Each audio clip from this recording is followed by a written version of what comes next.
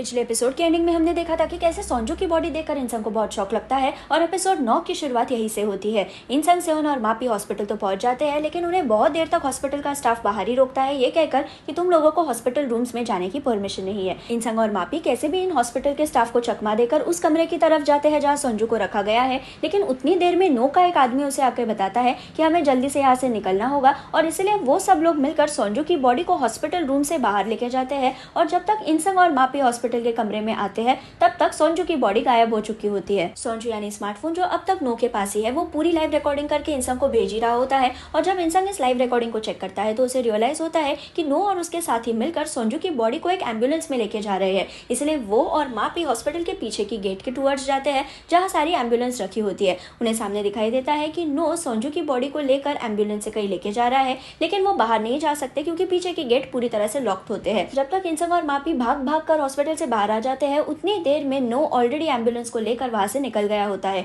वो जल्दी से गाड़ी में बैठते हैं और वो एम्बुलेंस का पीछा करते हैं क्योंकि सोंजू उन्हें लोकेशन तो भेज ही रहा होता है। वो लोकेशन ट्रेस करते हुए एक हाईवे पे पहुंचते हैं जहाँ फाइनली उन्हें वो एम्बुलेंस दिखाई देती है। वो जल्दी से एम्बुलेंस को ओवरटेक करते हैं और एम्बुलेंस के सामने जाकर अपनी गाड़ी रोकते हैं और इसलिए एम्बुलेंस को रुकना ही पड़ता है। इंसान और मापी एम्बुलेंस का दरवाजा खोलते हैं, लेकिन अंदर सोंजू की बॉडी नहीं होती, ये किसी और की ही बॉडी होती है। सेओन अच्छी तरह से एम्बुलेंस को चेक करती है और उसे नजर आता है कि सोंजू यानी स्मार्टफोन को इस एम्बुलेंस में ही रखा गया है। इसका मतलब इंसान, सेओन और मापी इतनी देर से जिस एम्बुलेंस का पीछा कर रहे थे वो गलत एम्बुलेंस थी और नो असल में सोंजू को लेकर किसी और एम्बुलेंस से ही चला गया है उन्हें फंसाकर। हमें यहाँ फिर दिखाया जाता है कि नो ने इन तीनों को उल्लू कैसे बनाया और उसने एग्जैक्टली किया क्या इन तीनों से बचने के लिए। पहले जो सीन हमें दिखाया गया था जिसमें नो हॉस्पिटल में है और आदमी उसे आकर बोलता है कि हमें जल्दी यहाँ से निकलना होगा, तो उस सीन में नो को रियलाइज होता है कि उसने जो फोन इंसंग से लिया है यानी जो सोंजू है उसमें से लाइट निकल रहा है और उसका कैमरा भी ऑन है। नो को तब समझ आ जाता है कि इतनी देर से इंसंग जो उसका पीछा कर रहा है वो इस फोन की वजह से है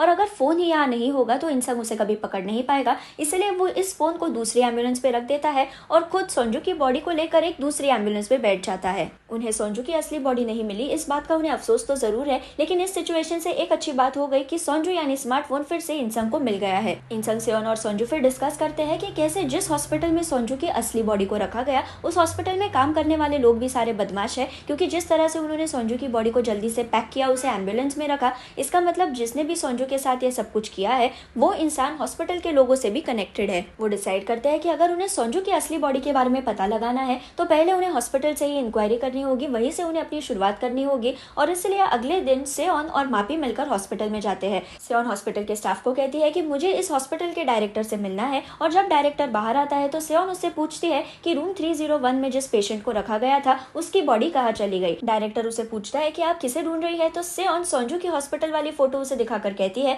कि मैं इस आदमी को ढूंढ रही हूँ, इसका नाम है किम सोंजू। डायरेक्टर ये नाम सुनकर घबरा तो जाता है, लेकिन वो कहता है कि ऐसा कोई पेशेंट हमारे हॉस्पिटल में है ही नहीं, आपको कोई गलतफहमी हुई है। और उतनी देर में मापी डायरेक्टर की कॉलर पकड़ लेता है और उस पर चिल्लाता है कि तुम्हें क्या लगता है हम उल्लू है, हमें कुछ समझ नहीं आता। ये तमाशा देखकर हॉस्पिटल का स्टाफ वहां आ जाता है अपने डायरेक्टर को मदद करने के लिए, और सेओन भी मापी और डायरेक्टर के बीच घुस जाती है और ऐसी एक्टिंग करती है जैसे कि वो मापी को रोकना चाहती है, लेकिन वो छुपके से अपना हाथ डायरेक्टर के पॉकेट में डालती है और डायरेक्टर का ID कार्ड निकाल कर अपने पास रखती है। बाद में हमें बताया जाता है कि ये पूरा तमाशा करना ये मापी और सेओन ने पहले से प्लान करके रखा था ताकि वो लोगों को डिस्ट्रैक्ट कर सके और उन्हें डायरेक्टर के बारे में और हॉस्पिटल के बारे में कोई ना कोई इन्फॉर्मेशन मिल जाए। सेओन फिर इस हॉस्पिटल के डायरेक्टर पे रिसर्च करती है और उसे पता चलता है कि इस डायरेक्टर को 10 साल पहले पकड़ा गया था क्योंकि उसने गलती से किसी को दूसरा इंजेक्शन दे दिया और उस इंसान की मौत हो गई। इसमें से सबसे शॉकिंग बात तो ये है कि जिस इंसान की मौत हो गई वो था मीरान का छोटा भाई, जो असल में बमयंग कंपनी का अगला प्रेसिडेंट बनने वाला था, लेकिन उससे पहले ही उसकी अचानक मौत हो गई। ऑफिस का काम खत्म होने के बाद सेओन अपनी मम्मी से मिलने हॉस्पिटल जाती है, लेकिन उसकी मम्मी हॉस्पिटल से गायब हो गई होती है। सेओन को रियलाइज होता है कि ये सारा काम मीरान का ही होगा, इसलिए वो मीरान को कॉल करती है और उन दोनों के बीच में कुछ बात होती है। यहाँ इंसंग और सोंजू मिलकर बात करते हैं और इंसंग बोलता है कि तुमने मुझे बताया था कि कभी भी बारो 4.0 के रिपोर्ट्स मत पढ़ो, लेकिन जिस दिन हमने मिस्टर ओ के ऑफिस से उन रिपोर्ट्स को चोरी किया उसी दिन मैंने उन रिपोर्ट्स को पढ़ लिया क्योंकि मैं खुद को कंट्रोल नहीं कर पाया। मैंने जब उन रिपोर्ट्स को पढ़ा तो मुझे पता चला कि बारो 4.0 टेक्नोलॉजी में एक बहुत बड़ा प्रॉब्लम है। सोंजू बोलता है कि तुमने जो कुछ भी उन रिपोर्ट्स में पढ़ा वो सब कुछ सच है, क्योंकि बारो 4.0 टेक्नोलॉजी में एक ऐसी प्रॉब्लम आ गई थी जिसे सुलझाना बहुत मुश्किल हो गया था। ये टेक्नोलॉजी खुद से सारे डिसीजंस ले रही थी और अगर मैंने उसे कुछ ऑर्डर दिया तो मेरी ऑर्डर को इग्नोर करके वो खुद के मन से सारा काम करने लगी थी। हमें ये तो पता है कि सोंजू की कंपनी और मीरान की कंपनी में एक डील हुआ था कि वो खुद से चलने वाली गाड़ियां जल्दी मार्केट में लाएंगे और ये खुद से चलने वाली गाड़ियां बारो 4.0 टेक्नोलॉजी का ही यूज करने वाली है। सोंजू जब इन गाड़ियों की टेक्नोलॉजी चेक कर रहा था तो उसे बहुत शौक लगा जानकर कि ये गाड़ियां खुद से डिसीजंस ले रही है, वो इलीगल यू टर्न्स मार रही है, वो रेड लाइट्स को क्रॉस कर रही है। और जब सोंजू ने उस गाड़ी को टोका कहकर कि तुम्हें ऐसा नहीं करना चाहिए, तो गाड़ी के एआई ने उसे ही उल्टा जवाब दिया कि यहाँ हमें देखने वाला कोई नहीं है, यहाँ सीसीटीवी कैमरा नहीं है, इसलिए मैं कैसे भी चला सकती हूँ गाड़ी को। हम फिर से अभी के टाइम में आते हैं और सोंजू इंसान को बताता है कि कैसे ये टेक्नोलॉजी खुद का दिमाग यूज करके खुद की आइडेंटिटी बनाना चाहती है और ये हमारे लिए बहुत खतरनाक हो सकता है। ये बातें जानकर इंसान सोचने लगता है कि अगर टेक्नोलॉजी में इतनी बड़ी प्रॉब्लम आ गई थी तो सोंजू ने इस बारे में बमयंग कंपनी के लोगों को तो बताया ही होगा ना। वो सोंजू को पूछता है कि क्या तुमने मिस्टर ओ या मीरान को इस प्रॉब्लम के बारे में बताया? तो सोंजू बोलता है कि तुम्हें तो पता ही है ना कि जिस हफ्ते मैं इस फोन में फंस गया तब से मुझे कुछ याद ही नहीं। इंसान फिर खुद को सोंजू की जगह पे रखकर सोचता है कि अगर मुझे किसी को बारो 4.0 टेक्नोलॉजी के बारे में बताना होता और इस प्रॉब्लम के बारे में अगर मैंने मीरान को बता दिया तो मीरान 100% इस प्रॉब्लम को इग्नोर करती, क्योंकि उसे कैसे भी करके मार्केट में खुद से चलने वाली गाड़ियां लानी है ताकि वो बमयंग कंपनी की प्रेसिडेंट बन जाए। ये गाड़ियां बिल्कुल भी सेफ नहीं है, फिर भी वो उन्हें मार्केट में लाती और उसे रोकने वाला सिर्फ एक ही इंसान हो सकता है, वो है मिस्टर ओ। अगर कभी ऐसी सिचुएशन आ जाती तो पहले मैं जाकर मिस्टर ओ को ही बताता, क्योंकि मिस्टर ओ को एनीवे ये प्रोजेक्ट पसंद नहीं था और अगर उसे पता चल गया कि ये प्रोजेक्ट सेफ भी नहीं है तो वो इसका प्रोडक्शन 100% रोक देता। इन सारे क्लूज की वजह से इंसान के दिमाग में बत्ती जलती है कि शायद सोंजू ने मीरान को इन सारे प्रॉब्लम्स के बारे में बताया होगा, लेकिन मीरान ने उसे इग्नोर किया। इसलिए सोंजू ने डिसाइड किया कि वो मिस्टर ओ को ही इन प्रॉब्लम्स के बारे में बताएगा और इसलिए उसने बारो 4.0 टेक्नोलॉजी के रिपोर्ट्स मिस्टर क्वैक को दे दिए ताकि मिस्टर क्वैक मिस्टर ओ को ये रिपोर्ट्स दे दे। या अगली सुबह सेओन ऑफिस में जल्दी जाकर अपने पेन ड्राइव को सोंजू के कंप्यूटर से कनेक्ट कर लेती है और सारा बारो 4.0 टेक्नोलॉजी का डेटा अपने पेन ड्राइव में कॉपी कर लेती है। असल में मीरान ने उसे धमकाया होता है कि अगर तुमने मुझे बारो 4.0 टेक्नोलॉजी के बारे में कुछ इन्फॉर्मेशन नहीं दी तो तुम्हारी मम्मी को तुम भूल जाओ। सेओन सारे डेटा को लेकर मीरान के पास जाने ही वाली होती है, लेकिन उसी वक्त इंसान और मापी ऑफिस में पहुंच जाते हैं। इंसान सेओन के एक्सप्रेशंस देखकर ही समझ जाता है कि सेओन के साथ कुछ ना कुछ गलत हो रहा है, इसलिए वो उसे कहता है कि अगर तुम्हें कोई प्रॉब्लम है तो तुम हमारे साथ फ्रीली डिस्कस कर सकती हो। और सेओन उन्हें सब सच बता देती है कि कैसे उसकी मम्मी की बॉडी गायब हो गई है हॉस्पिटल से और कैसे मीरान उसे धमका रही है। यहाँ ये सीन कट होता है और अगले सीन में इंसान मिस्टर ओ से मिलने उसके ऑफिस जाता है, लेकिन ऑफिस के रास्ते में उसका सेक्रेटरी नो रुका होता है। नो उसे कहता है कि तुम वापस आ गए मुझे तंग करने के लिए, क्या तुम चाहते हो कि मैं सोंजू को मार डालूं? इंसान कहता है कि तुम्हें उसे मार डालना है तो तुम मार डालो, लेकिन मुझे लगता है कि तुम्हें अभी तक मीरान से ऑर्डर नहीं मिली होगी। और ये बात सुनते ही नो का एक्सप्रेशन पूरी तरह से बदल जाता है। इसका मतलब ये हो सकता है कि नो मिस्टर ओ का सेक्रेटरी तो है ही, लेकिन वो चोरी छुपे साइड में मीरान के सारे काम करता है और वो मीरान को सपोर्ट करता है और इस बारे में मिस्टर ओ को बिल्कुल भी आइडिया नहीं। इंसान फिर मिस्टर ओ से बात करने जाता है और मिस्टर ओ कहता है कि जिस दिन तुमने मेरे ऑफिस में तमाशा किया उस दिन मेरे ऑफिस से एक बहुत इंपॉर्टेंट डॉक्यूमेंट गायब हो गया, क्या तुम्हें इस डॉक्यूमेंट के बारे में कुछ पता है? इंसान कहता है कि हाँ मुझे पता है कि ये बारो 4.0 टेक्नोलॉजी के रिपोर्ट्स है और ये मेरे वजह से ही गायब हो गई, लेकिन असल में सोंजू ये रिपोर्ट्स तुम्हें ही देना चाहता था, इसलिए उसने मिस्टर क्वैक को ये रिपोर्ट सौंपे थे ताकि वो तुम्हें दे दे। मिस्टर ओ पूछता है कि सोंजू अपने रिपोर्ट्स मुझे देने वाला था, क्यों? क्या वो मुझे बमयंग ग्रुप का प्रेसिडेंट बनाना चाहता था? तो इंसान कहता है कि नहीं ऐसी कोई बात नहीं है, सोंजू को खुद को अपना प्रोडक्ट पसंद नहीं था इसलिए उसे वो मार्केट में लाना नहीं था, लेकिन उसकी बात कोई मानने के लिए तैयार नहीं था।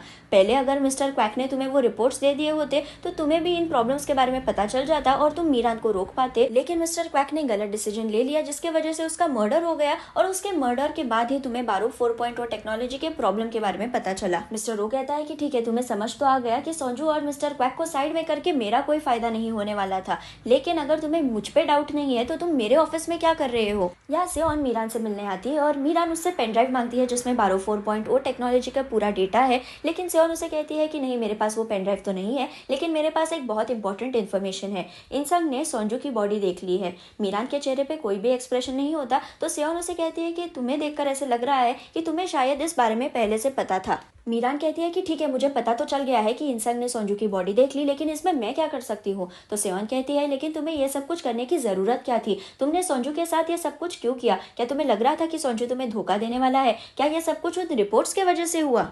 यहाँ ये सीन कट होता है और फिर हमें उस दिन का सीन दिखाया जाता है जिस दिन सोनजू गायब हो गया। सोनजू गायब होने से पहले मिस्टर क्वैक को मिलकर बारो 4.0 टेक्नोलॉजी के रिपोर्ट्स देता है और कहता है कि ये रिपोर्ट्स जल्दी से जल्दी मिस्टर ओ को दे दो। मिस्टर क्वैक फिर ये रिपोर्ट्स लेकर मिस्टर ओ के पास नहीं जाता, वो एक जेरोक्स की दुकान में जाता है और ये बारो 4.0 टेक्नोलॉजी के रिपोर्ट्स की और एक फोटोकॉपी बना देता है। ये कॉपी वो खुद के पास रखता है और जो ओरिजिनल डॉक्यूमेंट्स है वो मिस्टर ओ को वो जाकर नहीं देता, वो ये डॉक्यूमेंट्स जाकर देता है मीरान को। तो यहाँ एक बहुत अजीब एंगल बन गया है क्योंकि मिस्टर क्वैक मिस्टर ओ को धोखा दे रहा है जिसके लिए वो काम करता है, नो मिस्टर ओ को धोखा दे रहा है। मीरान को लगता है कि सोनजू उसे धोखा दे रहा है क्योंकि वो बारो 4.0 के रिपोर्ट्स मिस्टर ओ के साथ शेयर कर रहा है। हम फिर से अभी के टाइम में आते हैं जहाँ इंसंग और मिस्टर ओ बात कर रहे हैं और मिस्टर ओ इंसंग को पूछता है कि तुम मुझसे मिलने क्यों आए हो, और इंसंग उसे बताता है कि मुझे मीरान को सबक सिखाना है लेकिन वो बहुत ज्यादा पावरफुल है इसलिए मुझे तुम्हारे साथ की जरूरत है। मिस्टर ओ पूछता है कि इसमें मेरा क्या फायदा है, तो इंसंग बोलता है कि तुम जल्दी से जल्दी कंपनी के सारे बड़े लोगों की मीटिंग ऑर्गेनाइज करो